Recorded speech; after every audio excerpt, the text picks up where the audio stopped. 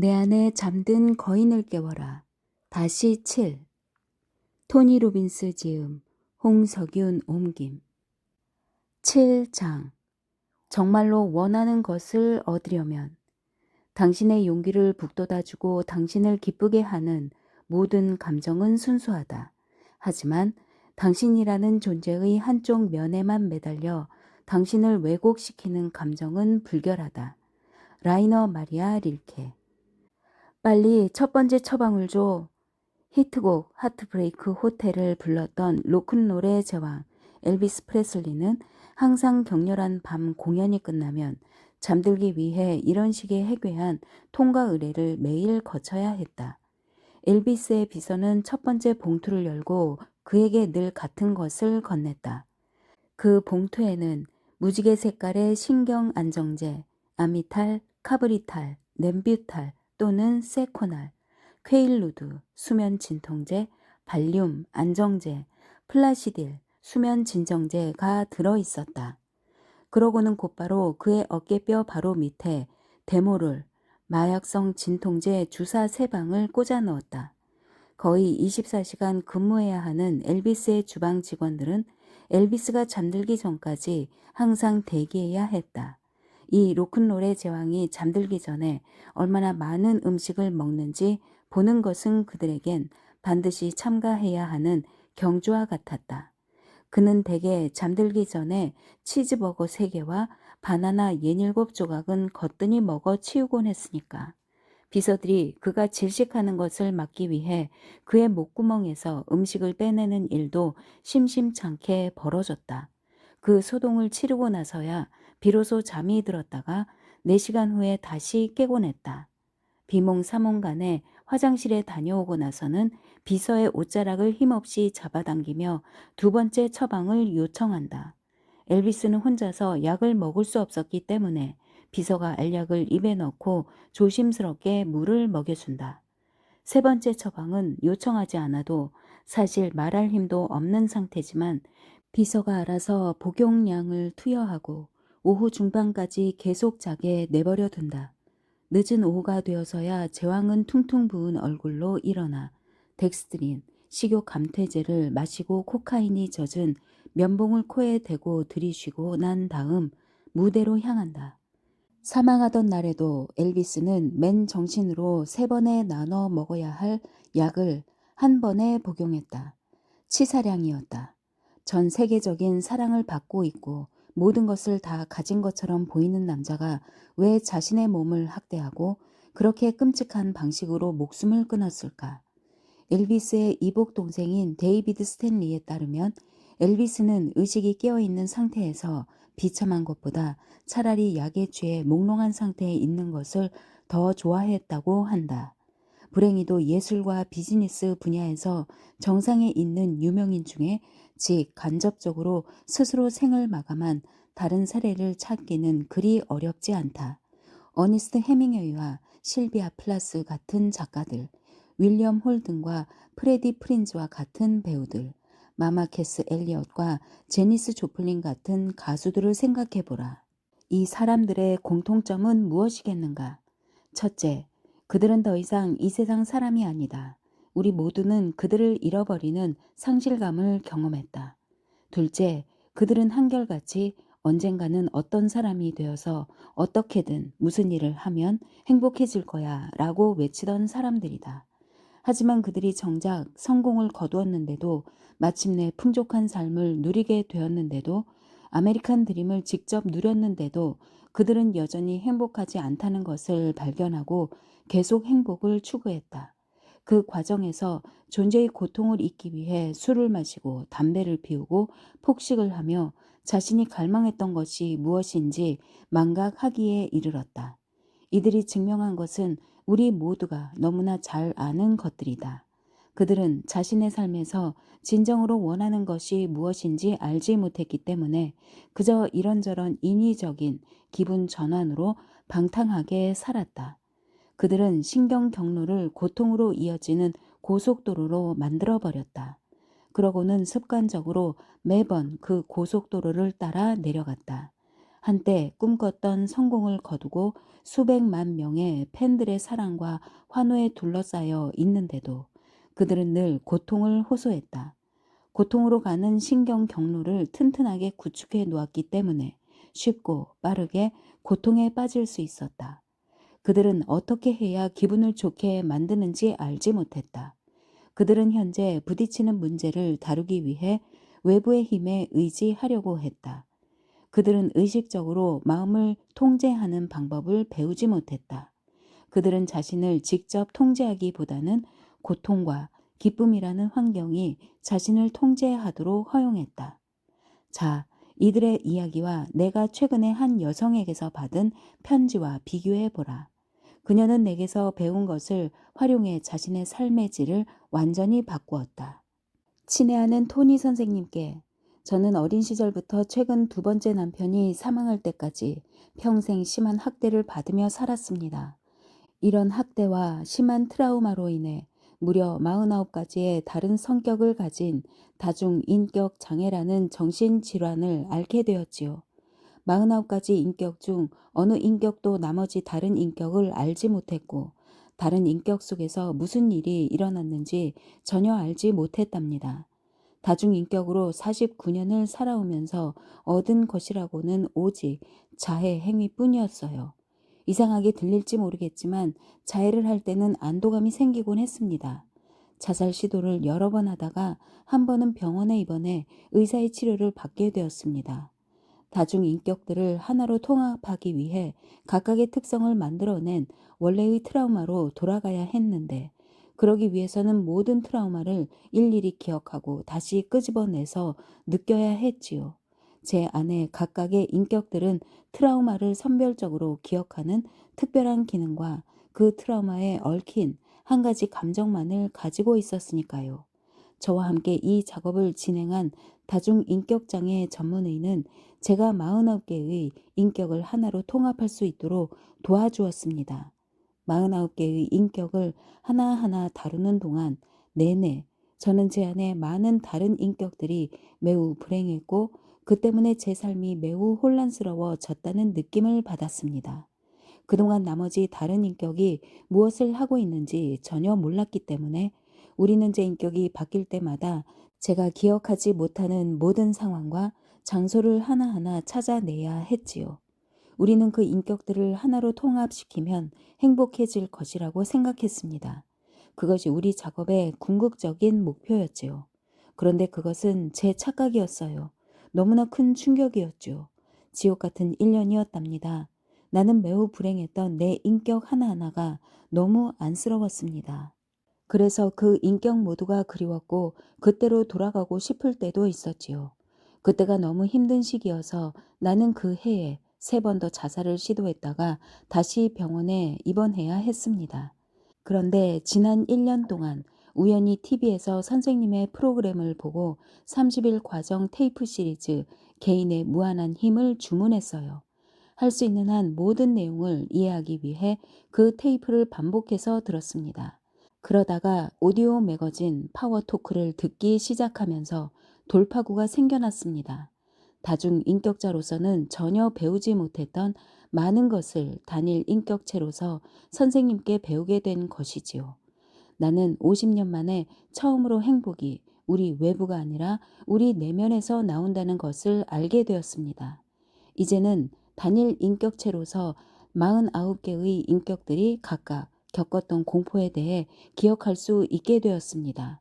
이 기억들이 떠오르면 나는 그것을 담담히 바라보면서 그것들이 다시 내게 위압적으로 다가와도 선생님께 배운 것처럼 제 초점을 바꿀 수 있게 되었지요. 그 기억들은 더 이상 예전처럼 분열되지 않았습니다. 이제는 더 이상 기억을 상실하는 혼수 상태에 빠지지도 않고 다른 인격으로 바뀌지도 않는답니다. 저는 이제 저 자신에 대해 점점 더 많이 알아가고 있고 단일 인격체로 살아가는 법도 배우고 있습니다. 앞으로 가야 할 길이 멀고 탐구해야 할 것도 많다는 것을 잘 알고 있습니다. 그래서 목표를 정리하고 어떻게 달성할지 계획을 짜고 있습니다. 일단 살을 빼기 시작했는데 크리스마스까지는 목표 체중에 도달할 계획입니다. 제게 좋은 크리스마스 선물이 될 것입니다. 저는 또 건강하고 폭력적이지 않은 남자와 사귀고 있습니다. 병원에 입원하기 전에 저는 IBM에서 정규직으로 일했고 4개의 사업체를 운영한 경험이 있습니다. 지금은 새 회사를 운영하고 있는데 퇴원한 이후 매출 증가를 실감하고 있습니다. 상태가 좋아진 이후 내 아이들과 손자들에 대해 더 많이 알아가고 있고 가장 중요한 것은 나 자신에 대해 점점 많이 알아가고 있다는 것입니다. 감사합니다. 엘리자베스 피트르작. 당신이 정말로 원하는 것은? 당신이 인생에서 진정으로 원하는 것이 무엇인지 스스로에게 물어보라.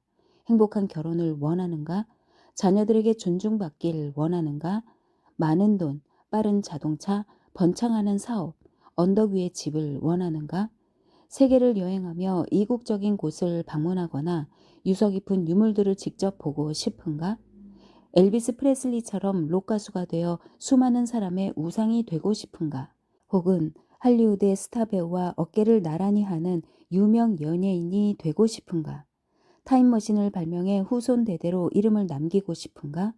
테레사 수녀와 함께 일하면서 세상을 구제하고 싶은가?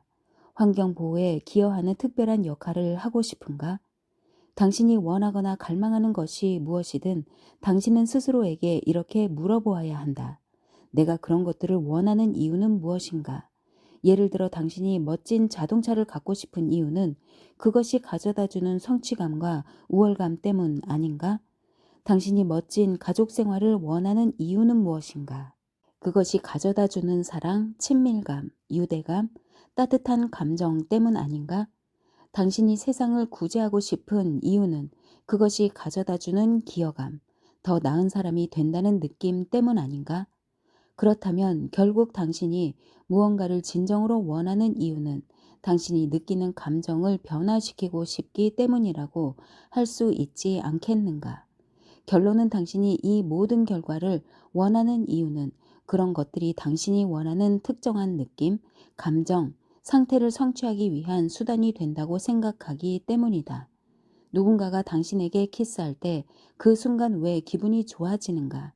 단지 촉촉한 살점이 서로 닿는 느낌 때문에 기분이 좋아지는 걸까? 물론 그렇지 않을 것이다. 만약 그렇다면 개에게 입을 맞춰도 짜릿한 느낌이 들 테니 말이다. 우리의 모든 감정은 단지 우리의 뇌에서 일어나는 생화학적 돌풍에 불과하기 때문에 우리는 언제든 그 감정을 자극할 수 있다. 그러나 우리는 무의식적으로 감정에 반응하며 사는 대신 의식적으로 감정을 통제하는 방법을 먼저 배워야 한다. 사실 대부분의 감정적 반응은 환경에 대한 학습된 반응이다. 어떤 반응들은 우리가 의도적으로 따라한 것이고 또 어떤 반응들은 우연히 생겨났다. 이런 요인들을 아는 것만으로도 감정 상태의 힘을 이해할 수 있다. 우리가 하는 모든 일은 당연히 고통을 피하고 기쁨을 얻기 위한 것이지만 우리의 초점을 바꾸고 정신, 감정, 생리학적 상태를 바꾸면 우리가 그동안 고통이나 기쁨에 연결시켰던 것들을 즉시 바꿀 수 있다. 무한능력 3장에서 나는 상태에 대해 다음과 같이 설명한 적 있다.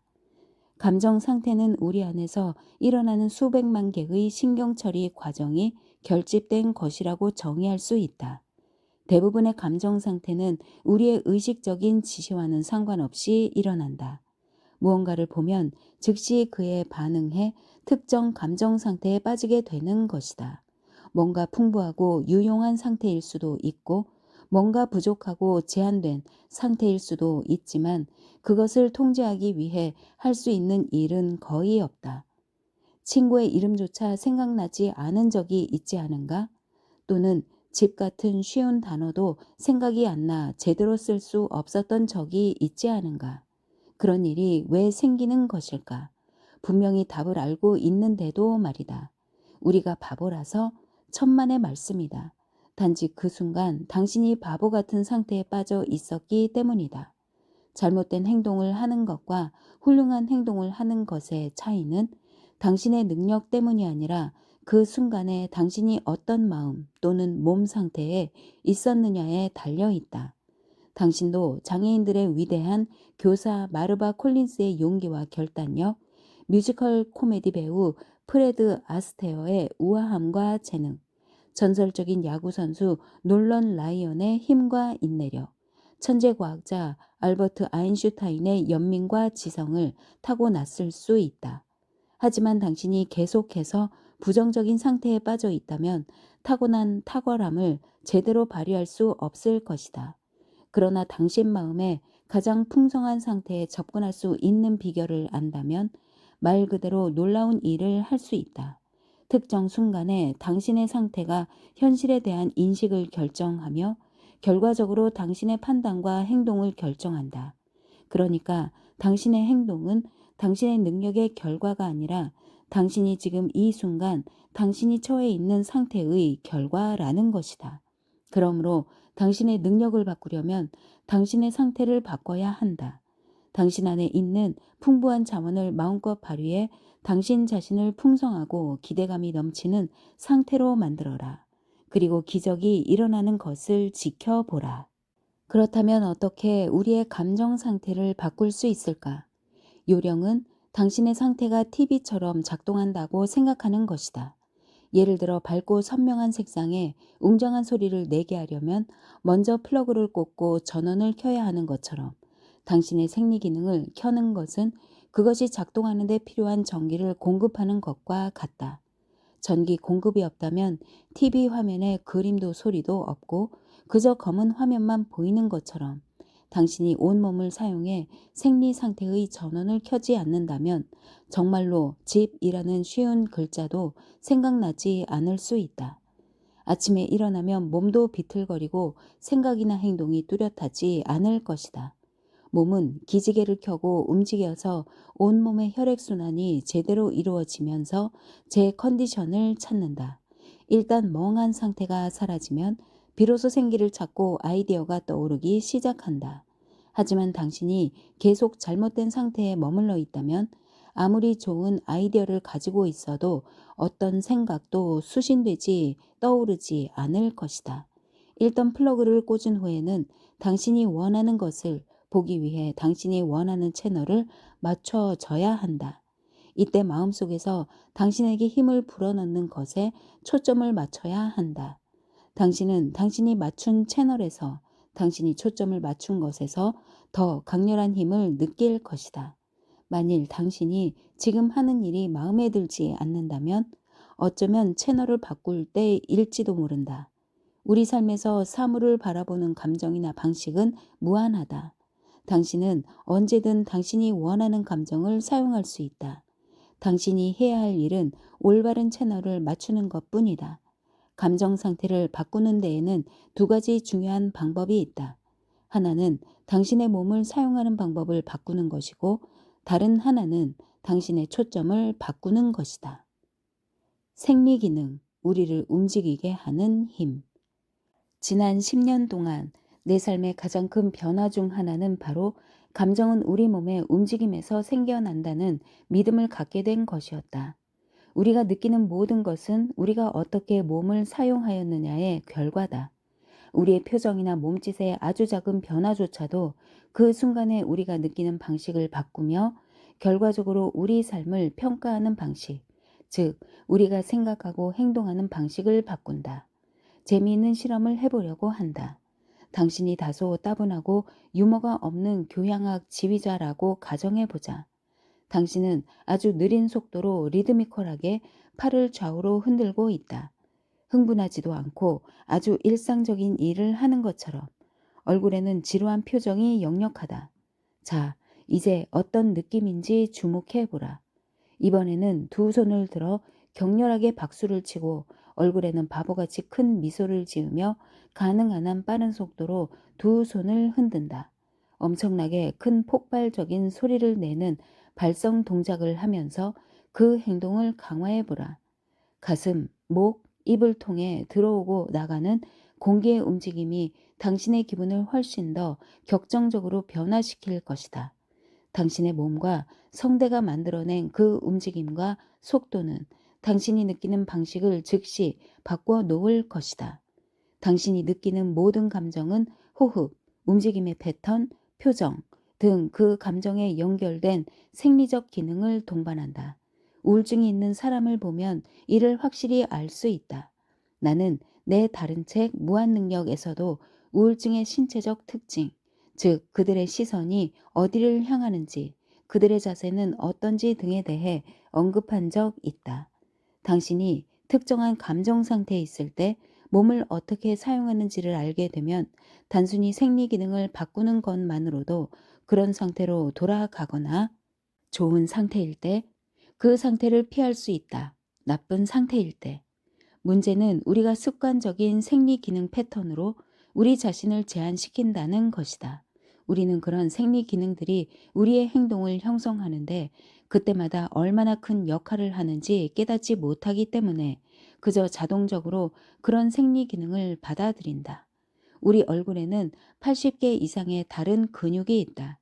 이 근육들이 우울함, 지루함, 좌절감 등을 표현하는데 익숙해지면 이 습관적인 근육 패턴이 말 그대로 우리의 신체적인 특성은 물론 우리의 감정 상태까지 지시하기 시작한다.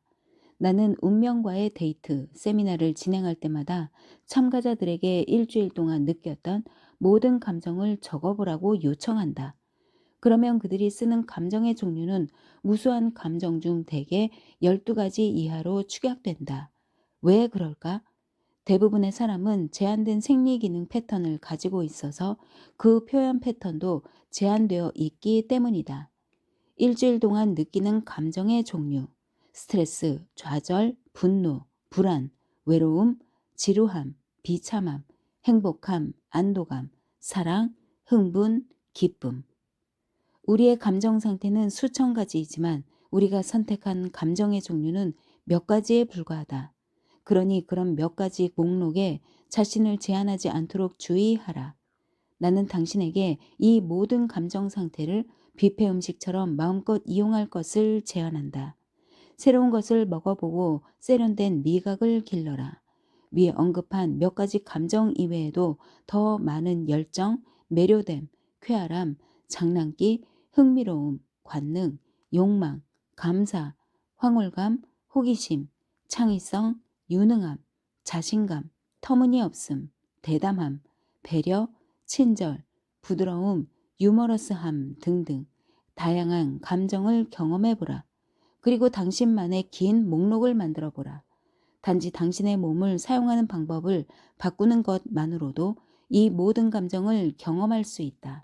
예를 들어 어떤 강렬한 감정을 느낄 때 평소와는 달리 웃을 수 있다. 그렇게 웃는 것만으로도 당신의 상태가 어떠하든 1분 안에 바꿀 수 있다. 세월이 흐른 뒤에는 지금 이 일을 생각하면 그저 웃음만 나올 거야 라는 옛 속담을 들어본 적이 있을 것이다. 그게 맞는 얘기라면 지금 당장 웃지 못할 이유가 무엇이란 말인가? 왜 그때까지 기다린단 말인가? 당신의 몸을 깨워라. 지금 무슨 일이 일어나든 당신의 기분을 좋은 상태로 만드는 법을 배워라. 어떻게 그렇게 하느냐고? 어떤 일을 계속 반복해서 생각하며 에너지를 만들어내면 당신이 미래의 그 상황에 연결할 감정을 바꿀 수 있다. 당신의 몸을 약한 방식으로 반복해서 사용하면, 그러니까 항상 어깨를 축 늘어뜨리고 피곤한 모습으로 돌아다니면 당신은 진짜 피로감을 느끼게 된다. 어떻게 달리 행동할 수 있을까? 당신의 몸이 당신의 감정을 이끈다는 것을 기억하라. 그러면 당신이 처한 감정 상태가 다시 당신의 몸에 영향을 미치기 시작하며 악순환이 반복된다. 지금 당장 자세를 고쳐 앉고 이 원칙을 읽고 마스터하면서 당신의 몸에 더 많은 에너지를 만들어내라. 당신의 감정 상태를 바꾸기 위해 결과적으로 당신의 기분과 행동을 바꾼다. 지금 당장 할 수 있는 일들은 무엇인가? 코로 숨을 깊게 들이마신 다음 입으로 강하게 내쉬어 보라. 얼굴에 환한 미소를 띠고 아이들을 보고 활짝 웃어보라. 당신이 정말로 삶을 바꾸고 싶다면 앞으로 7일 동안 1분씩 하루에 5번 거울을 보고 입이 귀에 닿도록 웃어보라. 우습게 들릴지 모르지만 이런 신체적 행동이 뇌의 한 부분을 계속 자극하면서 기쁨으로 가는 신경 경로를 만들어 이를 습관화시킬 것이다. 그러니 당장 그렇게 하라. 그리고 그것을 즐겨라. 조깅하는 것보다는 제자리 뛰기가 더 낫다. 특히 줄넘기는 다음 네 가지 장점 때문에 감정 상태를 변화시키기에 매우 강력하다. 1. 그 자체로 훌륭한 운동이다. 2. 달리는 것보다 몸에 스트레스를 덜 가한다. 3. 줄넘기를 하면서 굳은 표정을 지울 수 없다. 4. 지나가며 당신을 보는 사람도 즐겁게 만든다. 다른 사람들을 웃게 만들기 때문에 다른 사람들의 감정 상태도 변화시킬 수 있다. 웃음도 매우 강력하다. 내 아들 조슈아에게는 매트라는 친구가 있다. 매트는 웃는 일이 너무나 쉽고 전염성이 있다는 것을 잘 아는 친구다. 그래서 그의 말을 듣는 사람들도 곧잘 웃는다. 당신이 정말로 당신의 삶을 향상시키고 싶다면 웃는 법을 배워라. 매일 5번씩 웃되 앞으로 일주일 동안 매일 3번씩은 아무 이유 없이 그냥 웃어보라. 대중문화 잡지 엔터테인먼트 위클리가 실시한 여론조사에 따르면 사람들이 영화를 보러 가는 이유로 82%가 웃고 싶어서, 70%가 울고 싶어서, 3%는 소리를 지르고 싶어서로 나타났다. 이는 우리가 다른 많은 감정보다 웃음의 감정을 더 중요하게 생각하고 있음을 보여준다. 평화운동가 노먼 커즌스, 대체의학의 선구자 디펙 초프라 박사, 버니에스 시겔 박사 같은 사람들의 책을 읽어보았거나 정신신경 면역학을 조금이라도 공부했다면 웃음이 우리 몸에 어떤 작용을 해서 면역 체계를 자극하는지 잘 알 것이다. 잘 웃는 사람을 찾아서 그를 따라 해보는 것도 좋다. 재미있을 것 같지 않은가? 그에게 가서 이렇게 말해보라. 부탁 좀 들어주시겠어요? 당신 정말 잘 웃으시는군요. 나도 따라 해볼게요. 코치 좀 부탁해요. 그런 부탁을 한다고 해서 다툼이 일어날 일은 절대 없을 것이다. 그들이 숨쉬는 대로 숨쉬고 그들의 자세와 몸동작을 따라하고 같은 표정을 지어 보이고 같은 소리를 내보라. 처음 시작할 때는 어색하겠지만 곧 그 행동에 빠져서 우스꽝스러운 서로의 모습을 보고 웃음을 참지 못할 것이다. 하지만 그 과정에서 당신은 습관적으로 웃게 만드는 신경 네트워크를 구축하게 될 것이다. 이 행동을 계속 반복하다 보면 당신도 어느새 쉽게 웃으면서 즐거워하는 사람이 되어 있을 것이다. 우리는 아는 지식에 비해 느끼는 감정이 너무 빈약하다. 적어도 우리는 행복한 삶이 솟아나는 창조적인 감정들을 너무 느끼지 못한다. 버트랜트 러셀. 이미 기분이 좋은 상태에 있거나 잘 나가고 있을 경우 그 기분을 계속 유지하기는 그리 어려운 일이 아니다. 또 그렇게 시간이 걸리는 일도 아니다. 하지만 우리 삶에서 정말 중요한 것은 기분이 좋지 않을 때도 기분 좋게 만드는 일이다. 감정 상태를 변화시키는 도구로 당신 몸을 사용함으로써 이것도 즉시 할 수 있다. 특정 감정 상태에 연결된 생리 기능을 알아두면 그 생리 기능을 사용해 원하는 감정 상태를 이끌어낼 수 있다. 나는 몇 년 전에 가수 존 덴버와 일한 적이 있다. 그의 음악적 능력뿐만 아니라 개인적 성격도 그의 대중적 이미지와 너무나 일치했기 때문에 그에게서 깊은 인상을 받았다. 그가 성공한 이유는 명백하다. 그는 놀라울 정도로 따뜻하고 자상한 인성을 지닌 사람이다. 그와 함께 일했던 이유는 당시 그가 작곡가로서의 영감이 끊어진 것 같은 경험을 하고 있었기 때문이었다. 우리는 그가 언제 최고의 노래를 썼는지를 알아보다가 그가 어떤 육체적 활동을 하고 있을 때 영감이 일어났다는 것을 발견했다. 주로 산에서 스키를 타거나 제트기나 쌍날개 비행기를 즐기거나 스포츠카를 타고 달릴 때 노래를 만들었다. 대개 스피드를 즐기는 활동을 하거나 자연의 아름다움에 초점을 맞추면서 육체적 아드레날린이 솟구칠 때 그의 창작 작업이 이루어졌던 것이다. 그러나 나와 상담하던 시기에는 삶의 어느 영역에서 몇 가지 좌절을 경험하고 있었고 예전과 같은 야외 활동을 하지 않고 있었다. 그래서 당시의 무력한 상황에 변화를 주고 예전의 활발한 생리적 기능으로 되돌아가는 것만으로도 즉시 창작 능력을 확실하게 회복할 수 있었다. 우리도 그처럼 언제든 이런 변화를 만들 수 있는 능력을 가지고 있다. 단지 우리의 생리적 기능을 바꾸는 것만으로도 충분히 성과를 낼 수 있다. 우리의 능력은 항상 우리 안에 있고 우리가 해야 할 일은 우리 자신을 언제든 그 능력에 접근할 수 있는 상태에 두는 것뿐이다. 성공의 열쇠는 자신감, 강인함, 유연성, 우리 내부의 힘에 대한 자각, 즐거움을 만들어내는 행동 패턴을 만드는 것이다. 행동이 뒤따르지 않으면 우리 삶은 정체된다. 더 이상 돌아다닐 수 없을 정도로 나이 든 사람을 상상해 보라. 하지만 늙는다는 것은 단지 나이의 문제만은 아니다. 행동하지 않은 것이 바로 늙는 것이다. 행동하지 않는 것은 곧 죽음을 의미한다. 비가 온 후에 어린 아이들이 거리를 걷고 있는데 그들 앞에 물 웅덩이가 있다고 하자. 웅덩이에 도착하면 아이들이 맨 먼저 어떤 행동을 할 것 같은가? 망설이지 않고 뛰어들 것이다. 그들은 웃고 첨벙거리며 즐거운 시간을 보낼 것이다. 하지만 어른이라면 무슨 행동을 할까? 웅덩이를 피해 갈까? 아니, 어른들은 단지 웅덩이를 피해 갈 뿐만 아니라 가면서 계속 불평을 늘어놓을 것이다. 우리는 과거와 다르게 살고 싶어 한다. 웃으면서 인생의 길을 경쾌하게 걷고 싶어 한다. 그렇다면 유쾌함, 짓궂음, 명랑함을 당신 삶에서 새 우선순위로 삼아라. 즐거운 마음으로 앞날을 기대하라.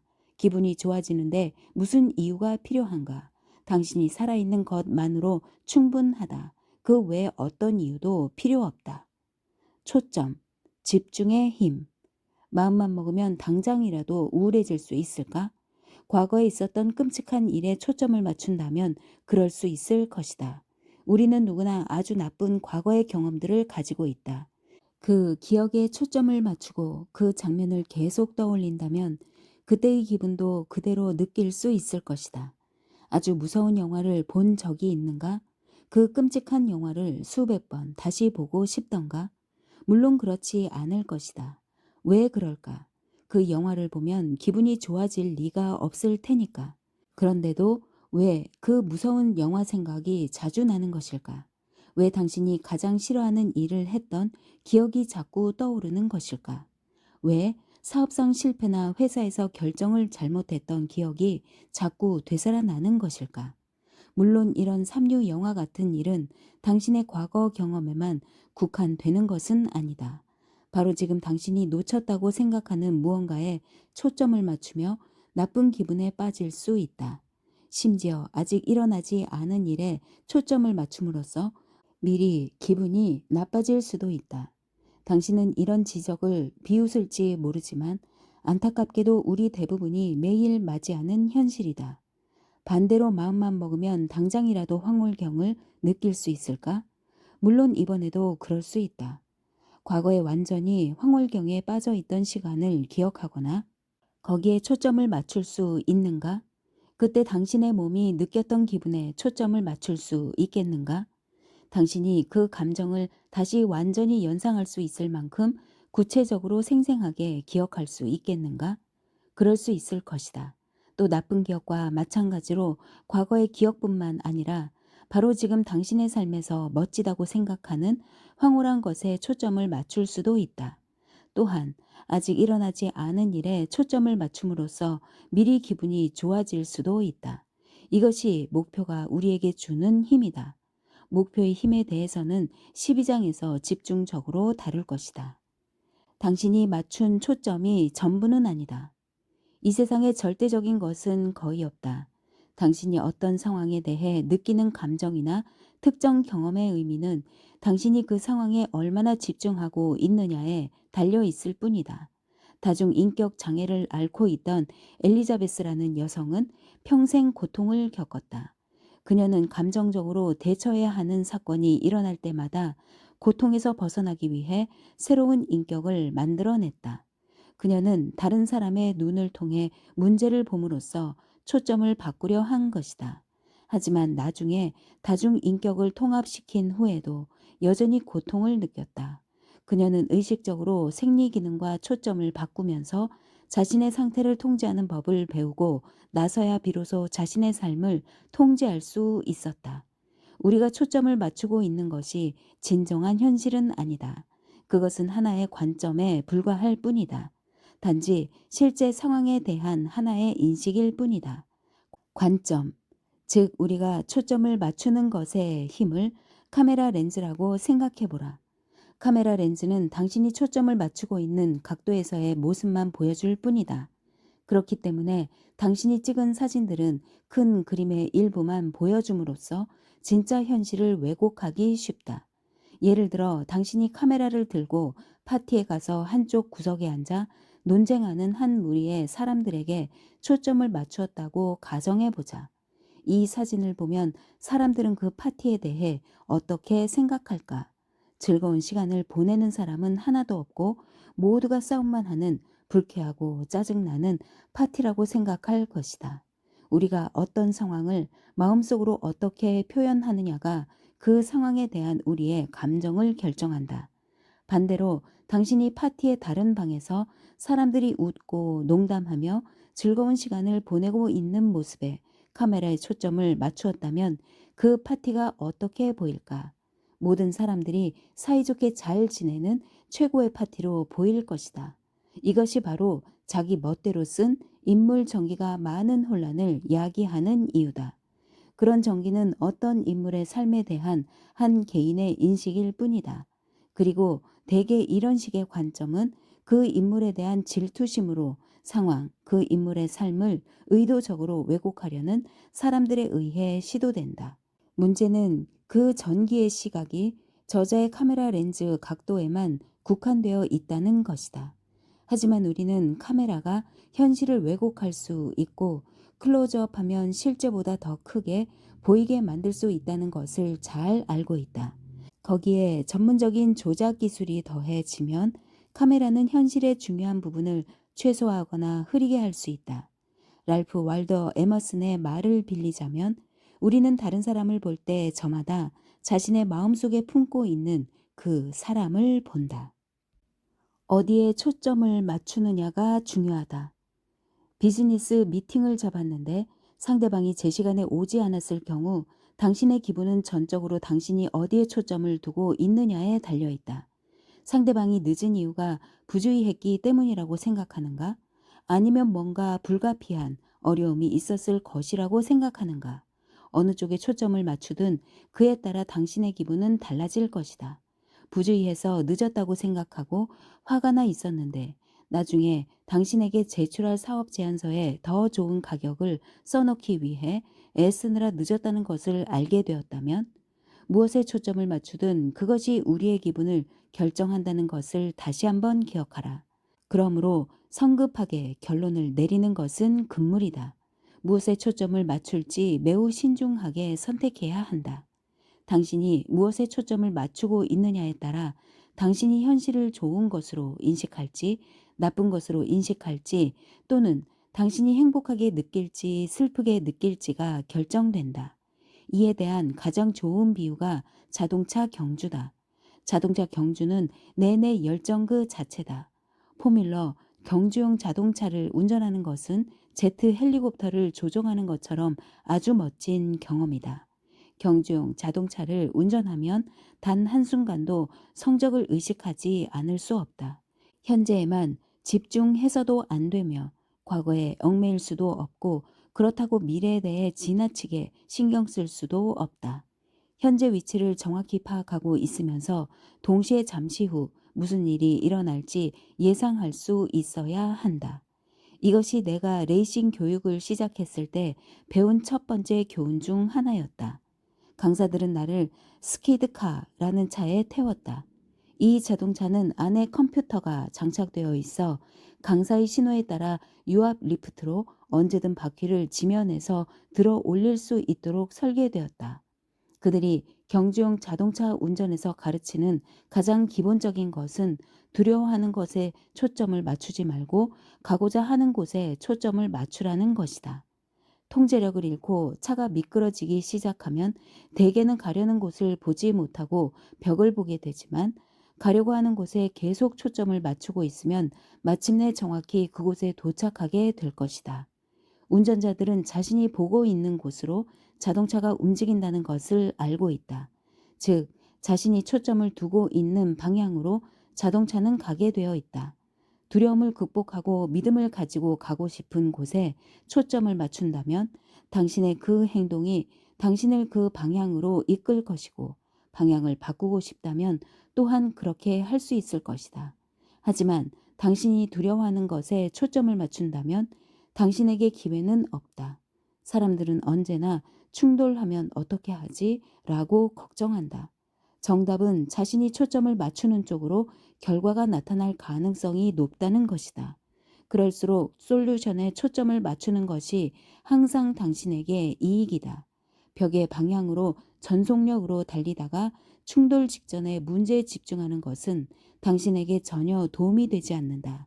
레이싱 강사들이 처음 내게 이에 관해 설명했을 때 나는 고개를 끄덕이며 자만했다. 물론이지. 그런 것쯤이야 다 알고 있다고. 내가 바로 그런 걸 가르치는 사람이니까. 하지만 차를 몰고 도로에 올라서자 나는 네네 소리를 질렀고, 나도 모르는 사이 갑자기 강사가 버튼을 눌렀다. 나는 통제력을 잃고 미끄러지기 시작했다. 내 눈이 어디를 향하고 있었을까? 역시나 벽을 바라보고 있었다. 마지막 몇 초 동안 나는 벽에 부딪힐 줄 알고 잔뜩 겁을 먹었다. 강사는 내 머리를 잡고 왼쪽으로 잡아당기며 억지로라도 내가 가야 할 방향을 바라보게 했다. 우리는 계속 미끄러졌고 나는 여전히 부딪힐까 두려웠지만, 강사가 내 머리를 강제로 돌린 덕분에 가려는 방향을 바라볼 수 있었다. 그래서 그 방향을 바라보면서 핸들을 그쪽으로 꺾을 수밖에 없었다. 마지막 순간에야 자동차가 제 자리를 잡았고 우리는 빠져나올 수 있었다. 그 순간 얼마나 안도했는지. 여기서 알게 된 유용한 사실은 우리가 초점을 바꾸더라도 즉시 방향이 바뀌지는 않는다는 것이다. 인생에서도 마찬가지다. 우리가 초점을 바꾸어도 우리의 몸과 삶 전체의 경험이 방향 전환을 따라잡을 때까지는 어느 정도 시간차가 생긴다. 그렇기 때문에 우리는 가급적 빨리 원하는 것에 초점을 맞추어야 하고, 문제 해결을 더 이상 미뤄서는 안 되는 것이다. 일단 이 첫 경험에서 나는 어떤 교훈을 얻었을까? 아쉽지만 아직 없었다. 좋은 경험은 했지만 충분히 강력한 신경 연상은 만들지 못했다. 나는 새로운 패턴으로 나 자신을 조건화시켜야 했다. 아니나 다를까 다음번 시도에서 내가 다시 벽 쪽으로 미끄러졌을 때 강사는 다시 큰 소리로 목표를 바라보라고 외쳐야 했다. 마침내 세 번째 시도에서 나는 의식적으로 목표를 향해 고개를 돌렸다. 나는 그 방법을 신뢰했고 실제로 효과가 있었다. 그 훈련을 충분히 하고 나니 이제는 미끄러져도 가려는 방향으로 머리를 돌릴 수 있었고, 핸들을 정확히 돌리면 자동차는 올바른 방향으로 따라왔다. 이제 초점을 맞추기만 하면 항상 성공할 수 있을까? 그렇지는 않다. 하지만 성공할 확률이 100배는 높아질 것이다. 인생도 마찬가지다. 다음 장에서 우리는 당신의 초점이 긍정적이 되도록 조건화 시킬 수 있는 몇 가지 방법을 배울 것이다. 우선 지금은 마음을 훈련시켜야 한다는 것만 알아두어라. 마음을 통제하지 못한다면 마음이 당신을 속일 것이다. 그러니 늘 마음의 방향에 초점을 맞춰라. 그것이 당신을 돕는 가장 좋은 친구다. 구하라 그리하면 너희에게 주실 것이요, 찾으라 그리하면 찾아낼 것이요, 문을 두드리라 그러면 너희에게 열릴 것이니. 마태복음 7장 7절. 초점을 조절하는 가장 강력한 방법은 질문을 사용하는 것이다. 무슨 질문을 하든 당신의 뇌가 당신이 찾는 답을 만들 것이기 때문이다. 왜 이 사람은 나를 이용하려 할까? 라고 질문을 한다면 당신은 그것이 사실이건 아니건 당신이 어떻게 이용당하고 있는지에 대해 초점을 맞출 것이다. 하지만 어떻게 하면 이 상황을 바꿀 수 있을까? 라고 질문한다면 당신은 더 강력한 답을 얻을 수 있을 것이다. 질문은 당신의 삶을 바꿀 수 있는 매우 강력한 도구다. 다음 장에서 전적으로 이 한 가지 주제에 관해 설명할 것이다. 질문은 당신이 실제로 어떤 상황에 대해 느끼는 방식을 바꾸고 결과적으로 삶의 방향을 한순간에 바꿀 수 있는 가장 강력하고 간단한 방법이다. 질문은 무한한 가능성을 열어주는 열쇠다. 이것을 가장 잘 보여주는 사례를 들어보겠다. 엘라바마에서 자란 한 젊은이의 이야기다.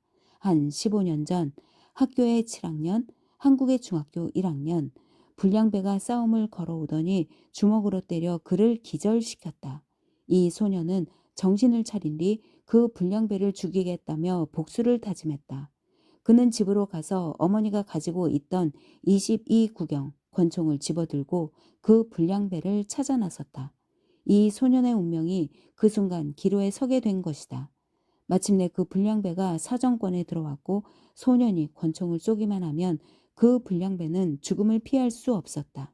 그러나 그 순간 그는 자신에게 이런 질문을 던졌다. 내가 지금 방아쇠를 당기면 앞으로 나는 어떻게 될까? 그러고는 마음속에 한 이미지가 떠올랐다. 몹시 고통스러워하는 자신의 모습이었다. 자신의 운명이 판가름날 그 짧은 순간에 자신이 감옥에 가는 모습이 소름 끼치도록 뚜렷하게 떠올랐다. 그리고 이어서 감옥에서 밤새 잠을 이루지 못하는 자신의 모습이 떠올랐다. 그 고통은 복수를 하겠다는 기대감보다 훨씬 더 컸다. 결국 그는 목표물을 바꿔 나무에 총을 쐈다. 이 소년이 바로 훗날 미식축구와 야구에서 뛰어난 활약을 보인 보 잭슨이다. 그는 자서전에서 이 장면을 묘사하면서 절제, 절명의 기로에서 감옥을 연상함으로써 받는 고통이 복수한다는 명분으로 다른 소년을 죽이는 만족감보다 의심의 여지 없이 훨씬 더 강력했다고 토로했다. 마음의 초점을 바꾸고 고통과 기쁨 중에서 하나를 결정함으로써 이 소년은 미래가 없을 뻔했던 삶 대신 우리 시대의 가장 위대하고 성공적인 운동선수의 삶을 살 수 있게 된 것이다. 화살을 만드는 장인이 화살을 다듬어 똑바로 만들듯이 마음을 다스리는 사람은 빗나간 생각을 옳은 방향으로 이끈다. 석가모니. 어디에 초점을 맞추느냐뿐 아니라 어떻게 맞추느냐도 중요하다. 우리의 세상 경험은 오감을 통해 들어오는 정보가 취합되어 만들어진다. 그러나 우리는 자신이 좋아하는 감각적 양식을 더 발전시키는 성향이 있다. 예를 들어 어떤 사람들은 시각에 더 많은 영향을 받는다. 그들의 시각 시스템이 다른 감각보다 더 우세하게 작용하는 것이다. 반면 어떤 사람들은 소리가 가장 크게 경험을 좌우하기도 하고 또 어떤 사람들은 기분이 경험의 주요 기반이 된다. 그리고 이런 여러 양상 내에도 경험의 강도를 더 강화하거나 약화시키는 이미지, 소리, 감정 같은 특정 요소들이 있다. 이런 기본적인 요소들을 하위 양식이라고 부른다. 예를 들어 마음속에 어떤 이미지를 떠올린 다음 그 이미지의 어느 특정 측면, 하위 양식을 바꾸면 그 기억에 대한 느낌을 바꿀 수 있는 것이다. 그 이미지를 밝게 만들어 그 경험에 대한 감정의 강도를 즉시 변경하는 식이다. 이를 하위 양식 조절이라고 한다. 아마도 하위 양식 분야에서 가장 잘 알려진 전문가는 신경 언어 프로그래밍의 공동 창시자인 리처드 밴들러일 것이다. 이 분야의 전문가 계보는 아리스토텔레스의 오감에 대한 기초 연구까지 거슬러 올라간다. 아리스토텔레스는 이 연구에서 이미 인지 모형을 분류하고 있다. 우리는 하위 양식을 조작함으로써 어떤 상황에 대한 감정의 강도를 크게 높이거나 낮출 수 있다. 그렇게 함으로써 어떤 상황에 대한 우리의 감정, 즉 기쁨, 좌절, 경이로움, 절망감을 느끼도록 영향을 미치는 것이다. 이것을 제대로 이해해야 우리 삶의 특정 경험에 대해 느끼는 감정을 바꿀 수 있을 뿐만 아니라 그것이 당신에게 주는 의미, 그리고 그에 대해 어떻게 대처해야 할지도 바꿀 수 있다. 내가 아주 유용하다고 생각한 한 가지 이미지는 식료품점의 바코드를 하위 양식으로 생각해 보는 것이다. 오늘날 우리가 애용하는 슈퍼마켓의 거의 모든 상품에는 가격표 대신 작고 검은 선들로 코드가 새겨져 있다. 대수롭지 않아 보이지만 계산대 스캐너로 그 코드를 읽으면 그 제품이 무엇인지, 가격은 얼마인지, 그 제품이 판매되면 재고가 얼마나 남는지 등을 컴퓨터에 알려준다. 하위 형식도 이와 같은 방식으로 작동한다. 우리가 뇌라고 부르는 컴퓨터의 스캐너가 하위 양식을 읽으면 그것이 무엇인지, 그것에 대해 어떤 느낌이 드는지, 그리고 무엇을 해야 할지를 뇌에 알려주는 것이다. 당신에게는 당신만의 바코드가 있다. 거기에는 바코드 목록이 있고 그 중에서 어떤 바코드를 사용할 것인지 묻는 질문도 함께 들어있다. 예를 들어 당신이 시각적 양식에 초점을 맞추는 경향이 있다면 당신이 특정 기억으로부터 얻는 기쁨의 정도는 아마도 당신이 만든 시각적 이미지의 크기, 색상, 밝기, 거리, 움직임 같은 하위 양식의 직접적인 결과물일 것이다. 당신이 그 경험을 청각적 하위 양식으로 표현한다면 당신의 느낌은 그 경험에 부여하는 음량, 템포, 음조 등의 요소에 따라 달라질 것이다. 예를 들어 어떤 사람들은 동기부여를 느끼기 위해 먼저 특정 채널을 선택할 것이다. 좋아하는 채널이 시각적인 것이라면 그 상황의 시각적인 요소에 집중하는 것이 더 강한 감정을 느낄 수 있을 것이다. 물론 청각이나 운동 감각 채널을 좋아하는 사람도 있을 것이고 번호 자물쇠처럼 여러 감각을 짜 맞추는 것을 좋아하는 사람도 있을 것이다. 먼저 시각 자물쇠를 맞춘 다음 청각 자물쇠를 맞추고 그 다음 운동 감각 자물쇠를 맞추는 식이다. 이 경우 자물쇠가 열리려면 세 개의 다이얼이 모두 올바른 위치와 올바른 순서로 정렬되어 있어야 한다. 이 이치를 알게 되면 당신은 사람들이 어떤 시스템과 하위 양식을 맞추고 있는지 알려주는 단어를 그들의 일상 언어에서 계속 사용하고 있다는 것을 깨닫게 될 것이다. 그들이 자신의 경험을 설명하는 방식에 귀를 기울이면서 그 말을 문자 그대로 받아들여라. 예를 들어 나는 지금 마지막 두 문장에서는 맞춘다 라는 말과 귀 기울인다 라는 단어를 사용했다. 이는 내가 청각적 요소를 사용하고 있음을 분명하게 보여주는 것이다. 당신은 사람들이 내가 그런 일을 하는 모습은 상상할 수 없어 라고 말하는 것을 얼마나 많이 들어봤는가. 그들은 무엇이 문제인지 당신에게 말하고 있는 것이다. 그러니까 그 일을 하는 모습을 상상할 수 있다면 실제로 그 일을 하고 싶어 하는 마음 상태가 될 것이라고 말하고 있는 것이다. 당신은 또 사람들이 뻥치고 있네 라고 말하는 것을 들은 적이 있을 것이다. 당신이 아주 흥분된 상태라면 그게 사실일지도 모른다. 우리는 대개 마음속에 어떤 이미지를 훨씬 더 크게 만들어 그 경험을 강화시키는 경향이 있으니까. 또 사람들이 이 일에 대한 심적 부담이 너무 커요 라고 말한다면 당신은 그들이 그 상황을 좀 더 가볍게 느끼고 좀 더 잘 대처할 수 있도록 도울 수 있다. 또 사람들이 너희에겐 관심 없어 라고 말한다면 그들이 마음 상태를 바꿔 다시 관심을 보이도록 해야 한다. 우리가 느끼는 방식, 감정을 바꿀 수 있느냐는 전적으로 우리의 하위 양식을 바꿀 수 있느냐에 달려 있다. 우리는 우리의 경험을 나타내는 다양한 요소들을 통제하고 경험을 뒷받침하는 방식으로 그 요소들을 바꾸는 방법을 배워야 한다. 예를 들어 당신은 어떤 문제가 생겼을 때 잠시 그 문제와 거리를 두어야지 라고 생각한 적이 있을 것이다. 그럴 때 나는 이렇게 해보기를 권한다. 현재 당신이 직면하고 있는 문제를 생각해 보라. 마음속에 그 문제의 이미지를 그린 다음 그 이미지를 당신에게서 점점 더 멀리 밀어내고 있는 모습을 상상한다. 이제 위에서 새로운 시각으로 그 문제를 내려다보라. 그 문제에 대한 감정 강도에 어떤 변화가 생겼는가? 대부분의 경우 감정 강도가 크게 떨어졌을 것이다. 이미지가 점점 더 희미해지거나 작아지면 이제 작아진 문제의 사진을 찍어서 다시 더 크고 더 밝고 더 가볍게 당겨보라. 그러면 감정 강도가 다시 강화되는 것처럼 보인다. 다시 문제를 밀어내고 태양이 그 문제를 녹이는 걸 직접 지켜보라. 여기서 요소들 중 어느 하나하나를 바꿔보라. 이는 레시피의 재료를 바꾸는 것처럼 간단한 일이다. 그러면 당신의 몸이 최종적으로 느끼는 감정을 확실하게 바꿀 수 있다.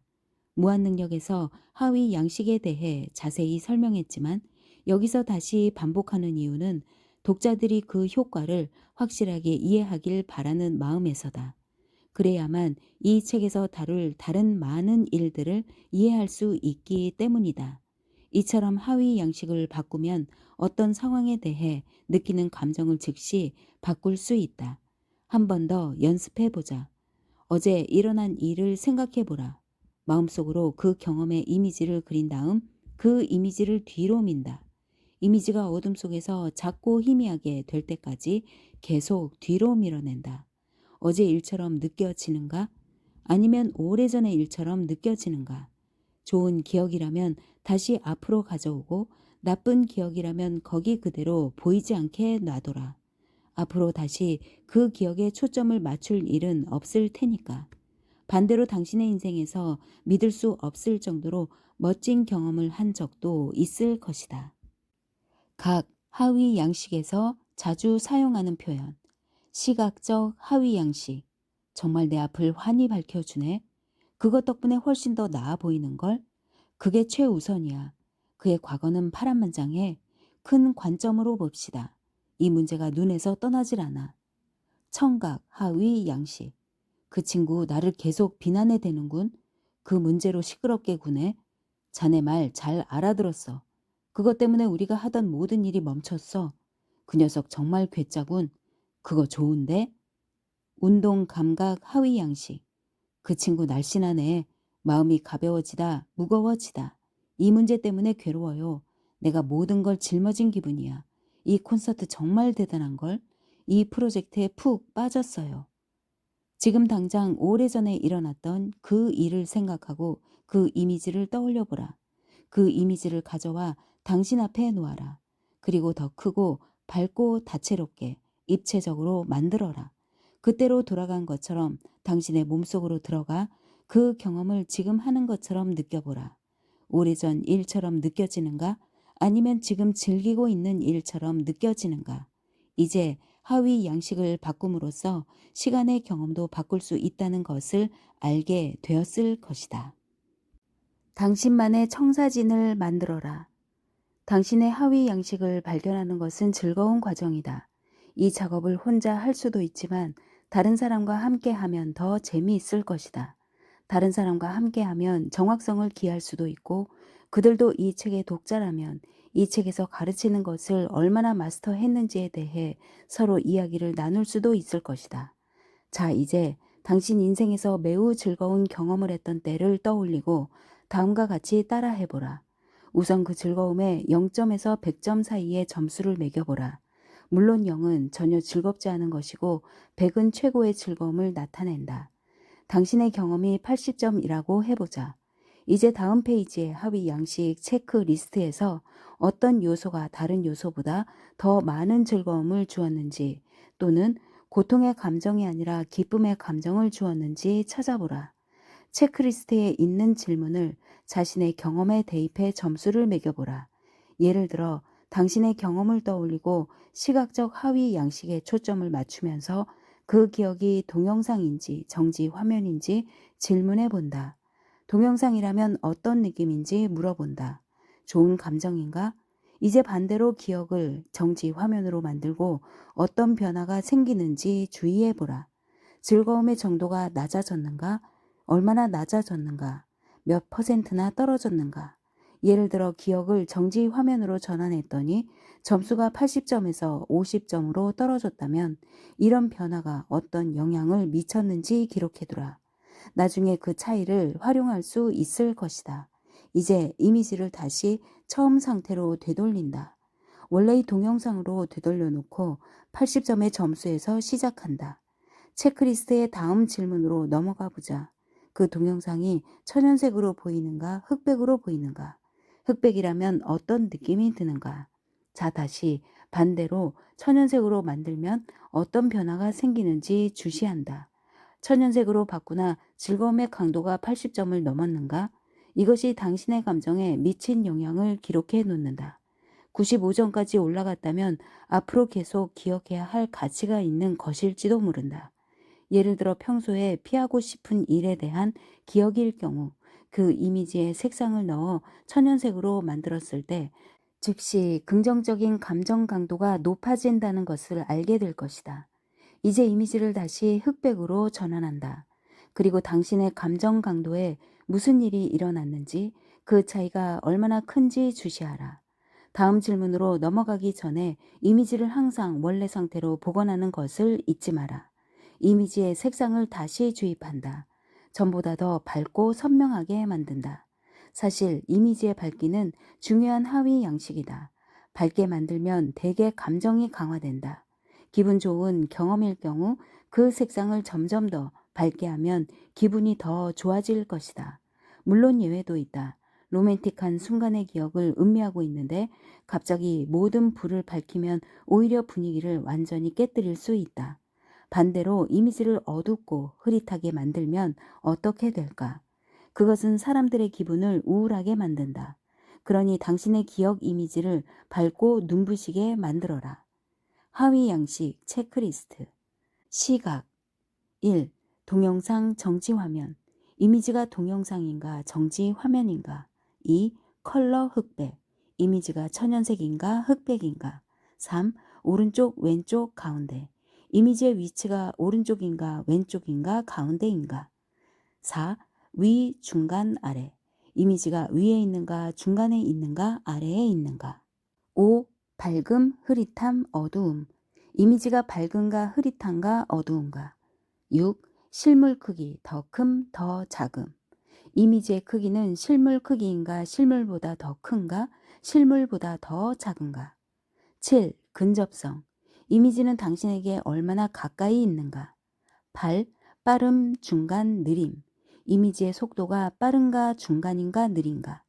9. 특정 초점. 이미지가 특정 요소에 일관되게 초점을 맞추고 있는가. 10. 당신의 위치. 당신은 이미지 속에 들어있는가 아니면 멀리서 바라보고 있는가. 11. 단칸 파노라마. 한 컷짜리 단칸 이미지인가 아니면 파노라마 이미지인가. 12.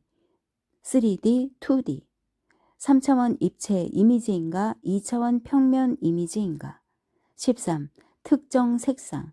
당신에게 큰 영향을 미치는 색상이 있는가. 14. 보는 방향. 어느 방향에서 본 이미지인가.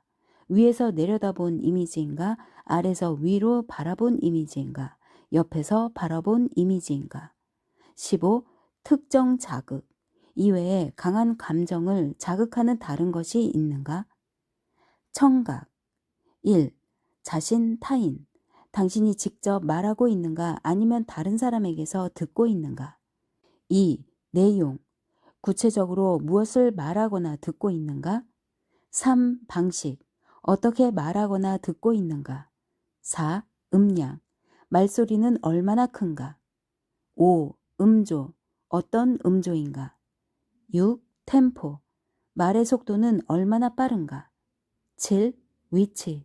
말소리가 어디에서 나는가. 8. 화음, 소음. 조화로운 소리인가 아니면 불협화음인가. 9. 규칙적, 불규칙적. 소리가 규칙적으로 나는가 불규칙적으로 나는가. 10. 억양. 목소리에 억양이 있는가. 11. 특정 단어. 강조하고 있는 특정 단어가 있는가. 12. 지속시간. 소리는 얼마나 오래 지속되고 있는가. 13. 독특함. 소리의 독특한 점은 무엇인가. 14. 특정 자극. 이외에 강한 감정을 자극하는 다른 것이 있는가. 운동 감각. 1. 온도 변화. 온도 변화가 있었는가. 뜨거운가 차가운가. 2. 촉감 변화. 촉감 변화가 있었는가. 거친가 매끄러운가. 3. 단단함 유연함. 단단한가 유연한가. 4. 진동. 진동이 있는가. 5. 압력 변화. 압력의 증가나 감소가 있었는가. 6. 압력의 위치. 압력이 가해지는 자리는 어디인가. 7. 긴장 편안함.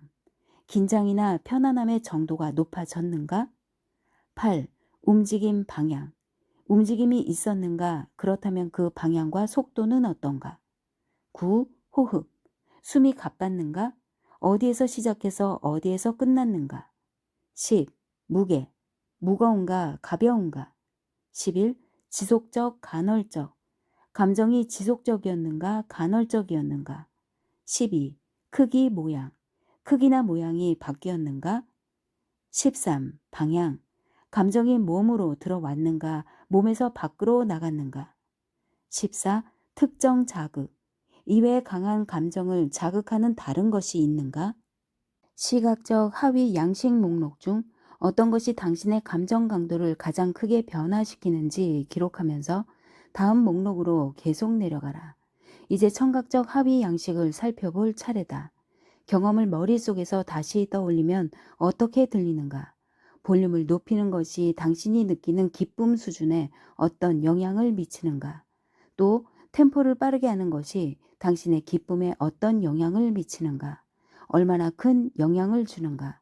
그것을 모두 기록하며 다음 요소로 이동한다. 당신의 기억 속에서 들리는 소리가 누군가의 목소리라면 억양과 강약의 조절에 따라 당신의 기쁨에 어떤 영향을 미치는지 주시하라. 부드럽고 잔잔한 목소리를 거칠고 거슬리는 목소리로 바꾸면 어떤 일이 일어날까? 이번에도 계속해서 당신에게 기쁨을 줄 수 있도록 소리를 원래의 상태로 다시 복원시켜 놓는 것을 잊지 마라. 마지막으로 운동 감각의 하위 양식에 초점을 맞춘다. 즐거운 경험을 기억할 때 이 운동 감각 요소를 다양하게 바꾸는 것이 당신의 기쁨을 얼마나 높이거나 떨어뜨리는가? 온도를 높이면 기분이 더 편안해지는가? 아니면 더 괴로워지는가? 이번엔 호흡에 집중해 본다. 어떻게 호흡하고 있는가? 빠르고 얕은 호흡에서 길고 깊은 호흡으로 바꾸면 당신의 경험에 어떤 영향을 미치는가? 이것이 얼마나 큰 차이를 만드는지 주시하고 그것을 기록하라. 이미지의 촉감은 어떠한가? 이미지의 촉감을 마음대로 상상해 보라. 부드럽고 푹신푹신한 것에서 축축한 진흙으로 끈적끈적하게 달라붙는 것으로 마음대로 바꿔보라. 이처럼 감각적 변화를 줄 때 당신의 몸은 그 변화를 어떻게 느끼는가? 그것을 기록하라. 하위 양식의 전체 체크리스트 실험이 끝나면 처음으로 돌아가서 가장 즐거운 이미지가 다시 나타날 때까지 조정한다. 그 이미지를 실제로 손으로 만지고 즙을 짜낼 수 있는 것처럼 현실적으로 만들어라. 이 연습을 계속하다 보면 이 하위 양식들 중 어떤 것이 다른 것보다 당신에게 더 강력한지 금방 알게 될 것이다. 우리는 모두 달라서 경험을 표현하는데 저마다 다른 방법을 가지고 있다. 지금까지 한 실험은 사실 당신의 뇌가 어떻게 연결되어 있는지 보여주는 청사진을 만드는 작업이었다. 기록한 것을 잘 보관하라. 언젠가는 유용하게 사용될 것이다. 어쩌면 오늘일 수도 있다. 어떤 하위 양식이 당신을 자극하는지 알면 긍정적인 감정을 높이고 부정적인 감정을 낮추는 방법도 터득하게 될 것이다. 예를 들어 당신이 기억 이미지를 크고 밝게 그리고 가까이 확대하면 감정 강도를 크게 강화시킬 수 있다는 것을 안다면 당신은 이미지를 그 기준에 맞게 바꿈으로써 어떤 일을 하도록 동기를 부여할 수 있다. 또 문제가 되는 것들은 가급적 크고 밝게 그리고 가까이 확대시키지 말아야 한다는 것도 알게 될 것이다. 그렇게 하면 문제에 대한 부정적 감정을 강화시킬 테니까 말이다. 당신은 스스로를 제한하는 상태에서 벗어나 활력을 북돋우는 상태로 즉시 전환하는 방법을 알게 될 것이다. 그리고 당신 안에 있는 힘을 깨우기 위한 여정을 더 잘 준비할 수 있다. 현실 경험에서 하위 양식이 얼마나 큰 역할을 하는지 알면 문제를 해결하는데 결정적인 도움이 된다. 예를 들어 현재 혼란스럽다는 느낌이 드느냐 아니면 계획대로 잘 진행되고 있다는 느낌이 드냐 하는 것도 전적으로 하위 양식의 문제다. 혼란스럽다는 느낌이 들 때 그 경험을 그림으로 표현했는지 동영상으로 표현했는지 기억하라. 그런 다음 그 이미지를 무언가 잘 이해하고 있다는 느낌이 들었던 때와 비교해 보라. 대개의 경우 사람들이 혼란스러움을 느끼는 것은 누군가가 너무 큰 소리로 빠르게 말하는 바람에 머릿속의 여러 이미지들이 혼란스럽게 뒤섞이기 때문이다. 반대로 들어오는 정보가 너무 느릴 때 혼란스러워하는 사람들도 있다. 이런 사람들은 이미지를 동영상 형태로 떠올려서 정보들이 서로 어떻게 연관되어 있는지 파악해야 한다. 그렇지 않으면 이해하는 과정이 각각 분리되어 계속 혼란을 느낄 수밖에 없다. 어떤 사람들의 하위 양식을 이해하면 그들을 훨씬 더 효과적으로 가르칠 수 있다는 것을 이해하겠는가? 문제는 우리가 자신을 제한하는 패턴을 더 크고, 더 밝고, 더 가깝고, 더 시끄럽고, 더 무거운 하위 양식으로 만든다는 것이다. 그래 놓고는 왜 압박감을 느끼는지 궁금해한다. 당신이 그런 상태에서 벗어난 적이 있다면 그것은 아마도 당신이 그 이미지를 바꾸고 초점을 다른 곳에 맞추었기 때문일 것이다. 그러고는 아, 그거 별거 아니야 라고 말하거나 문제의 일부만 다루면서 그것을 큰 문제로 여기지 않았을 것이다. 이 방법들은 모두 간단한 전략으로 무한 능력에서 이미 충분히 다루었다. 이 장에서 더 흥미를 느끼고 완전하게 이해했기를 바란다. 감정 상태를 바꾸면 인생이 바뀐다. 감정 상태를 바꿀 수 있는 방법은 아주 많다. 그리고 전혀 어렵지 않다. 호흡만 바꿔도 생리 기능을 바꿀 수 있다. 초점을 맞출 대상, 초점을 맞출 순서, 초점을 맞추는 방법을 판단하면서 초점을 바꿀 수 있다.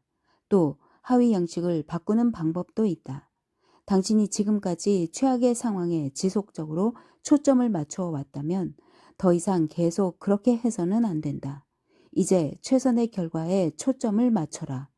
인생에서 중요한 것은 삶을 이끄는 방법을 가능한 한 많이 찾아서 삶을 예술로 만드는 것이다.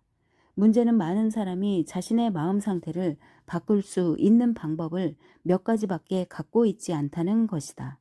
그들은 과식, 과음, 늦잠, 과소비, 흡연, 마약 같은 방법을 사용하기도 하지만 이 중 어느 것도 우리에게 힘을 불어넣지 못하며 오히려 비참하고 끔찍한 결과를 초래한다. 더 큰 문제는 이런 나쁜 결과들은 서서히 누적되기 때문에 나중에 그 위험을 알아차려도 이미 때는 늦었다는 것이다. 엘비스 프레슬리가 그랬고 안타깝게도 다른 많은 사람에게 이런 일이 매일 일어나고 있다. 주전자에 끓는 물 속에서 서서히 죽어가는 불행한 개구리의 모습을 생각해보라. 개구리가 끓는 냄비에 갑자기 떨어졌다면 개구리는 뜨거움에 놀라 즉시 뛰쳐나왔을 것이다. 그러나 물이 서서히 뜨거워졌기 때문에 개구리가 위험에 처한 것을 알았을 때는 이미 너무 늦어 뛰쳐나올 수 없었다. 이 장에서 언급한 나이아가라 폭포에서 떨어지는 비극도 당신이 마음 상태를 통제하지 못하면서 시작되는 것이다. 마음 상태를 통제하지 못하면 행동도 통제할 수 없기 때문이다. 앞으로 성취해야 할 일들이 많이 남아 있는데도 동기부여가 되지 않는다면 당신이 적절한 마음 상태에 있지 않은 것임을 알아야 한다. 그것은 변명해서 될 일이 아니다. 반드시 수행해야 하는 명령 같은 것이다. 생리 기능을 바꾸는 것이든 초점을 바꾸는 것이든 마음 상태를 바꾸기 위해 필요한 모든 일을 해야 한다는 것은 우리가 우리 자신에게 내리는 확실한 명령이다. 한때 나는 책을 써야 한다는 압박을 받는 상태에 놓인 적이 있었다. 그때만 해도 책을 쓴다는 것은 어쩐지 불가능하다고 생각했다. 하지만 그런 마음 상태를 바꿀 방법을 찾아야 했다.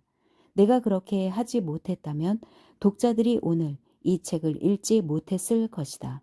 결국 나는 내 마음 상태를 창의적이고 열성적인 상태로 만들었다. 당신이 다이어트를 하고 싶은데 마음이 두렵고 걱정스럽고 실망적인 상태에 있다면 아무런 효과를 내지 못할 것이다. 성공하려면 단호한 마음 상태를 가져야 한다. 직장에서 더 좋은 성과를 내기 원한다면 지능조차도 상태의 문제라는 것을 알아야 한다. 비록 능력이 다소 부족해도 새로운 마음 상태를 갖기만 하면 지붕을 찌를 듯한 재능을 발견하게 될 것이다. 나는 난독증이 있는 사람들과 일하면서 이것을 여러 번 입증했다. 난독증은 우리의 시각 능력 문제이기도 하지만 동시에 우리의 정신적, 감정적 상태의 문제이기도 하다. 난독증이 있는 사람들이 무언가를 읽을 때 매번 문자나 단어를 거꾸로 보는 것은 아니다. 대부분 그렇게 하기는 하지만 항상 그런 것은 아니다. 비록 가끔이지만 그들이 명확하게 읽을 수 있을 때와 평소의 글자를 거꾸로 읽을 때의 차이는 바로 마음 상태에서 나온다. 마음 상태를 바꾸면 글을 읽는 능력도 즉시 개선된다.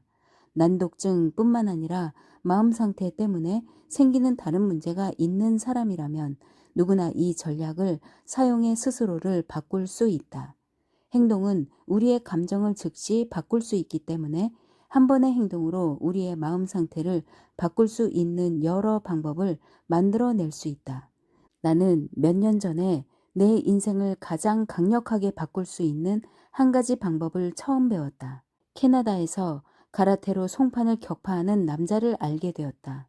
그 기술을 배우려면 1년 반 내지 2년간의 무술 훈련을 받아야 했지만 나는 무술 훈련을 받는 대신 그가 무엇에 집중하고 있는지, 어떻게 집중하고 있는지, 앞서 설명한 어떤 하위 양식을 사용하고 있는지, 그의 신념은 무엇인지, 신체적 전략은 무엇인지 등 그가 구체적으로 자신의 몸을 어떻게 사용해 송판을 격파하는지 알아냈다. 나는 엄청난 감정적 강도로 그의 육체적 움직임을 반복해서 똑같이 따라 연습하면서 내 뇌에 깊은 확신감을 보냈다.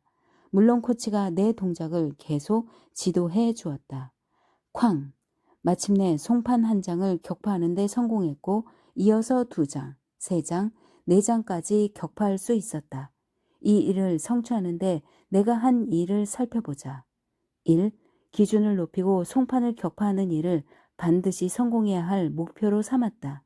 예전의 나라면 그저 할 수 없는 일이라고 생각했을 것이다. 2. 감정 상태를 확신감으로 바꾸면서 이 일을 해낼 수 없다는 나의 부정적 믿음을 바꿨다. 3. 결과를 도출하기 위해 효과적인 전략을 따라했다. 결국 행동이 내 온몸의 힘과 확신감을 변화시켰다. 나는 그동안 할 수 없다고 생각해왔던 다른 일들을 성취하기 위해 송판 격파라는 확신감을 사용하기 시작했고 마침내 미루거나 쉽게 두려워하는 습관을 깨뜨릴 수 있었다. 이후 몇 년 동안 이런 확신감을 계속 사용하며 강화시켰다. 나 자신뿐만 아니라 다른 사람들, 특히 11, 12세 소녀들에게도 그들이 할 수 없다고 생각하는 일을 해내는 경험을 하게 함으로써 그들의 자존감을 높이는 방법을 가르치기 시작했다. 급기야 이 방법을 우리 가맹사업체에서 활동하고 있는 전 세계 자기개발 컨설턴트들이 진행하는 무한능력 동영상 세미나의 일부로 사용하기 시작했다. 그들은 대개 30분 내에 참가자들이 두려움을 극복하도록 돕고 삶에서 자신을 방해하는 모든 것을 돌파하는 법을 배울 수 있게 해주었다. 일단 송판을 격파하는 데 성공하고 나면 참가자들은 인생에서 성취하고 싶은 것을 추구하는 데 필요한 확신감을 갖기 위해 이 경험을 어떻게 사용해야 하는지에 대해 배운다. 이 세미나에서 힘만 있으면 다 할 수 있다고 생각하는 덩치 큰 남성이 올라가서 격파에 실패하고 그 남자의 절반밖에 안 되는 여성이 단숨에 격파에 성공하는 것을 보면 정말 재미있다. 그 여성은 분명히 자신의 능력에 확신감을 한껏 키워 놓았을 것이다. 경험은 단지 우리에게 일어난 일을 말하는 것이 아니라 우리에게 일어난 일에 대해 우리가 어떤 행동을 했느냐를 말하는 것이다. 올더스 헉슬리. 마음의 흐름을 의식적으로 통제해야 한다는 것을 깨달아야 한다. 마음을 자신의 의도대로 통제하지 못하면 주변에서 일어나는 일에 따라 이리저리 휘둘리게 된다. 우선 당신은 가장 먼저 주위 환경이 어떠하든 그리고 당신이 두려움이나 좌절에 빠졌든 상관없이 당신의 마음 상태를 즉시 바꾸는 기술을 숙달시켜야 한다. 이 기술은 내 세미나 참가자들이 개발하는 최초 기술 중 하나다.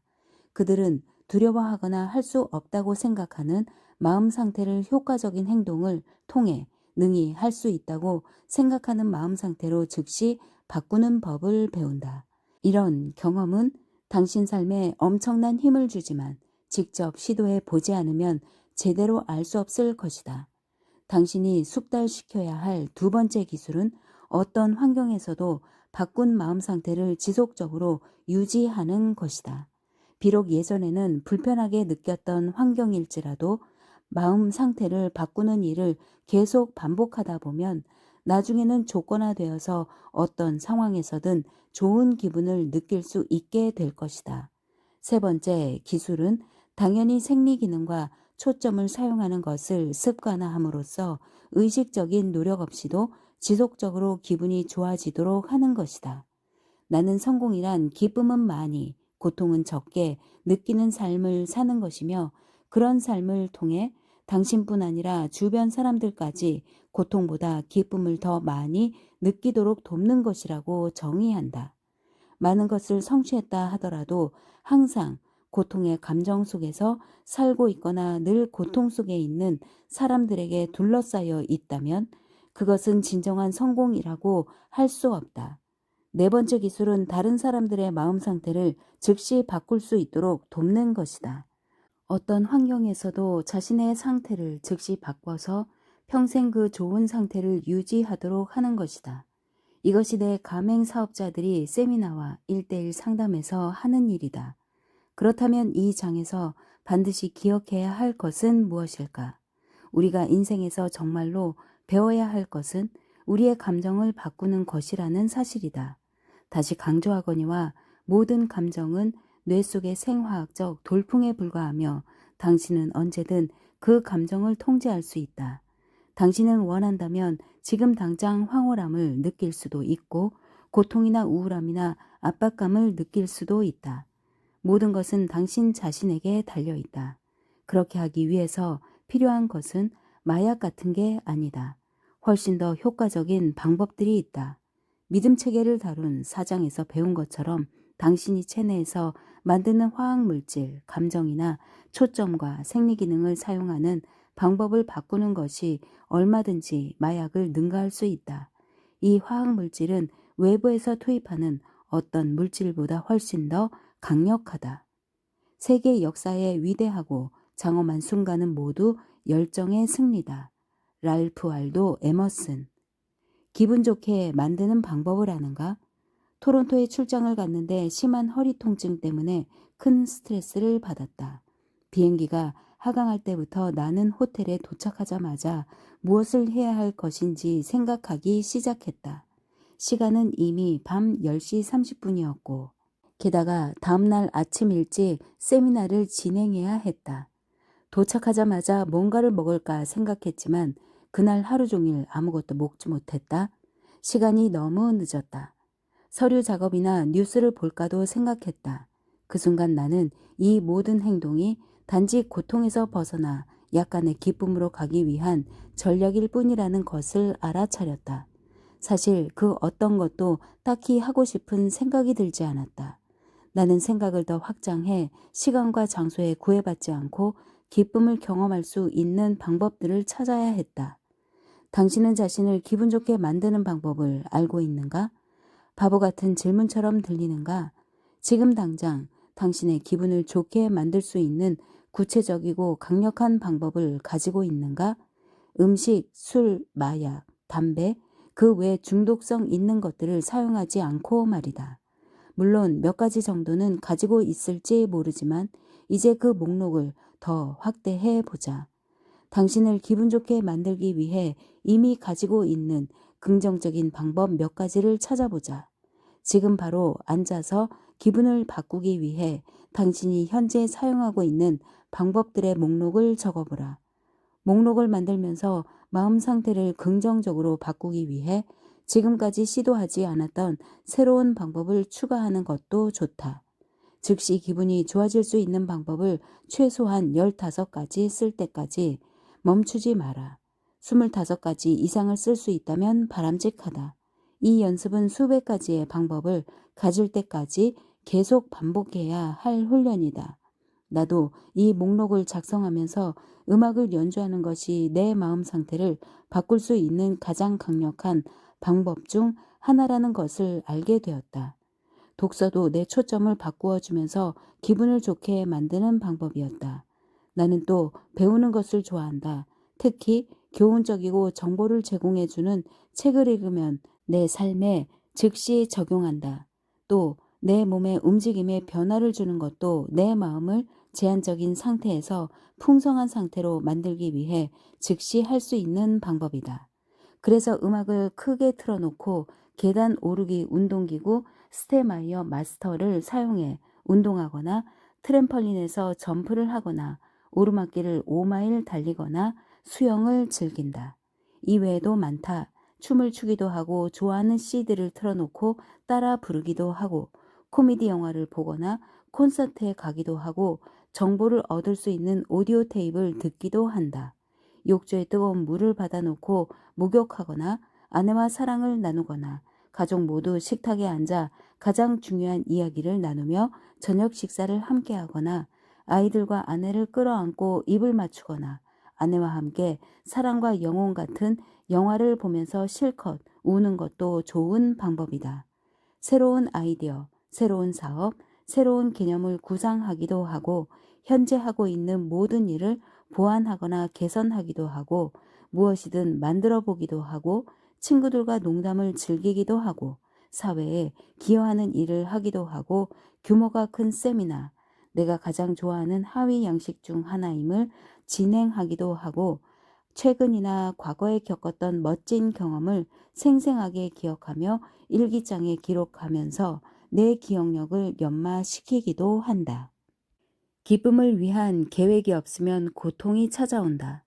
중요한 것은 당신 자신을 기분 좋게 만드는 방법을 가능한 한 많이 만드는 것이다.